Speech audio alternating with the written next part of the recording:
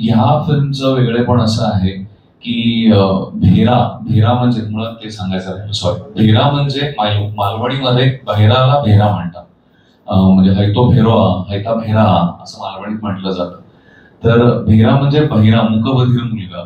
आणि मला आणि प्रसाद खानोलकर यांची साकव नावाची कथा आहे. त्या कथेचं आम्ही जेव्हा सिनेमा रूपांतर करत होतो तेव्हा आम्ही दोघांनी मिळून असं ठरवलं की आपण अनेक कथा ऐकल्या, बघितल्या, वाचल्या, पण हा कधी विचारच नाही केला की एरवीच ज्यांना कोणाशी बोलता येत नाही, एरवीच ज्यांना कोणाचं ऐकायला येत नाही आणि त्यांच्यासाठी संभाषणाची भाषा कुठली आहे तर ती व्हिज्युअल लँग्वेज आहे, दृश्य भाषा आहे. आणि कोविडमध्ये तीही भाषा बंद झाली. समोर माणसंच दिसत नाहीयेत, गाव रिकामं पडलंय, रस्ते ओस आहेत, म्हणजे ओस पडलेले आहेत, अगदी कोकणातल्या वाड्यांमधल्या सुद्धा.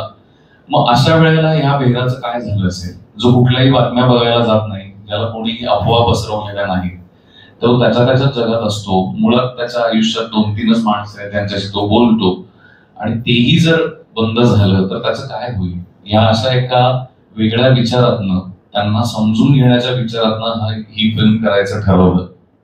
आणि क्वारंटाईन पिरियड जो गावांमध्ये पण खूप सहन करावा लागला, त्या 14 दिवसांमध्ये घडलेली ही घटना आहे. आणि ज्याला रेफरन्स सत्य आहेत अर्थात, कारण अशा अनेक बातम्या आपणही वाचल्या की कोणीतरी मोठ्या कष्टाने मुंबईवरनं कोकणात आपल्या गावी गेलं, पण त्याला 14 दिवस क्वारंटाईन केलं आणि त्या 14 दिवसात दुर्दैवाने आयदर त्याचं तरी काहीतरी झालंय किंवा त्याच्या घरच्यांचं तरी काहीतरी झालंय आणि ती शेवटची भेटही नाही होऊ शकली. अशा रेफरन्सने तो आहे, पण बाकी जो त्याचा कथा विस्तार आहे तो काल्पनिक आहे. ही माझी पहिलीच फिल्म आहे आणि अनुभव म्हणाल तर खूप चांगला अनुभव होता. आणि असं पात्र करायला मिळणं हे मी माझं नशीब समजतो. जेव्हा मला हे पात्र करायला मिळालं, जेव्हा सांगितलं की हे पात्र मूकबधीर आहे, तेव्हा मी म्हटलं की ही काहीतरी वेगळी संधी आहे आपल्याकडे, कारण हे कॅरेक्टरच वेगळं आहे आणि ते साकारताना खूप मजा आली.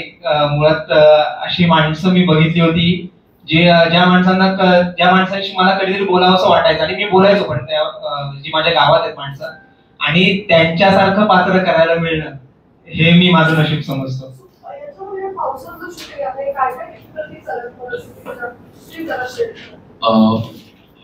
पहिलं जेव्हा अनलॉक झालं, म्हणजे मार्च मध्ये लॉकडाऊन झालं, त्याच्यानंतर 3 महिन्यांनी थोडं काही गोष्टी अलाउ केल्या होत्या. तेव्हाचा काळ आहे, साधारण जून-जुलै.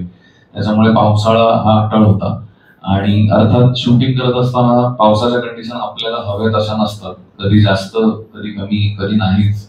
त्यात आम्ही शूट केलं तेव्हा जरा जास्तच कडक ऊन पण पडत होतं जुलै महिन्यात.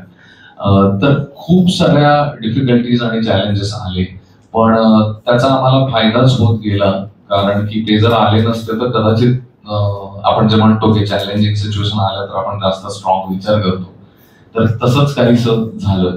आणि आता जेव्हा आम्ही कोकणात त्याचे हे दाखवले, स्क्रीनिंग केले, तेव्हा खरी पोचपावती आम्हाला मिळाली, कारण तिथेच त्याच वातावरणात राहणारी मंडळी सुद्धा आम्हालाही म्हणत होते की अरे पावसातलं हे कोकण आम्हीच नाही बघितलं, इकडे जन्म गेला तरी.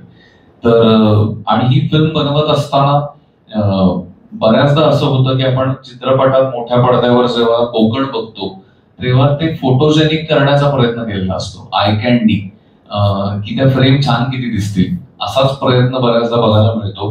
पण मी स्वतः कोकणात 18 वर्ष राहिलो होतो आणि मला स्वतःला हा प्रश्न होता की अरे मी कोकणात इतका राहतोय तरी संध्याकाळी 7 नंतर ती पांदी म्हणतो ना आपण, पांगण म्हणतात त्याला कोकणात, त्या पांदीतनं घरी जाताना संध्याकाळी 7 नंतर जी भीती आहे ती खूप वर्ष जातच नाहीये. मग मला ते फोटोजेनिक आणि आय कॅन्डी कोकण असं दाखवायचं नव्हतं, नाही तर मग तो कोकणचा अल्बमच फक्त दिसला असता. सो तो एक कॉन्शियस चॉईस याच्यात घेतला गेलाय की कोकण आहे सुंदरच, निसर्गच तो फार सुंदर आहे, त्यामुळे कुठेही काही केलं तरी ते छानच वाटणार आहे, पण कॉन्शियसली हे एफर्ट्स घेतलेत की त्या प्रसंगाला, त्या सिच्युएशनला, त्या कथेने. श्रीकांत प्रभाकर, मी दिग्दर्शित केलेला माझा पहिला सिनेमा भेरा हा मालवणी सिनेमा, वास्तववादी सिनेमा येत्या 21 मार्चला रिलीज होतोय.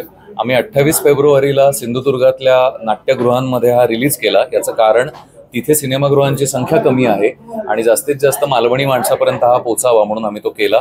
सिनेमा जरी मालवणीमध्ये असला तरी ती फिल्म ही अत्यंत संवेदनशील विषयावर आहे. कोविड काळात, कोरोना काळातल्या आपण अनेक कथा बघितल्या, वाचल्या, पण एका मूकबधीर मुलाची काय अवस्था झाली असेल, जो एका रिमोट गावात राहतो, एरवीच त्याला कोणाशी बोलता येत नाही, कोणाचं ऐकायला जात नाही, अशा एका मुलाची काय अवस्था झाली असेल ही व्यथा मांडणारा असा हा एक सिनेमा आहे.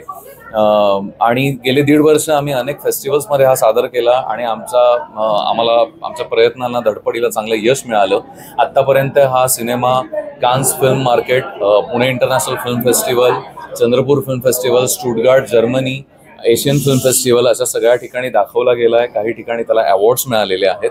आणि हा सिनेमा आम्ही फेस्टिवल सिनेमा म्हणून किंवा आर्ट फिल्म म्हणून किंवा नंतर आल्यावर आम्ही बघू असं तुम्ही न करता आम्ही हा सिनेमा मोठ्या पडद्यावर अनुभव द्यायला बनवलेला आहे. तुम्हाला जर कोकणची प्युरिटी, एक प्रामाणिक कलाकृती बघायची असेल, एक वास्तववादी सिनेमा बघायचा असेल, अनुभव घ्यायचा असेल, तर तुम्ही या सिनेमाला नक्की जा. 21 मार्चपासून हा सिनेमा तुमच्या जवळच्या चित्रपटगृहात येणार आहे. थँक्यू.